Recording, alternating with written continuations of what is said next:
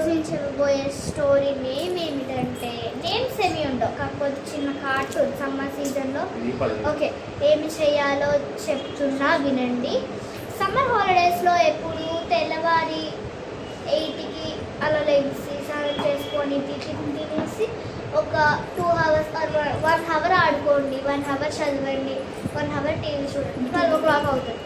అన్నం తినేసి ఒక 3 hours పడుకోండి, లెగండి, ఒక 5 minutes ఒక 1 hour ఆడుకోండి, అలాగే 1 minute చదవండి, ఒక 1 hour చదవండి, మళ్ళీ నైట్ అవగానే డిన్నర్ చేసి పడుకుంటారు. అలాగ డైలీ ఫాలో చేస్తే చేయొచ్చు, కాకపోతే డైలీ కంటే ఎవరు చేస్తారులే.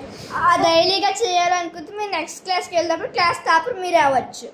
ఓకే, డైలీగా చేస్తే నెక్స్ట్ క్లాస్ మీరు వెళ్ళినప్పుడు టాపర్ అవుతారు, అది మీ ఇష్టం. చెప్తున్నా ఎవరు చేయకపోతే నెక్స్ట్ క్లాస్ టాపర్ అవ్వలేరు. డైలీగా ఒక 10 tables 5 times రాయండి.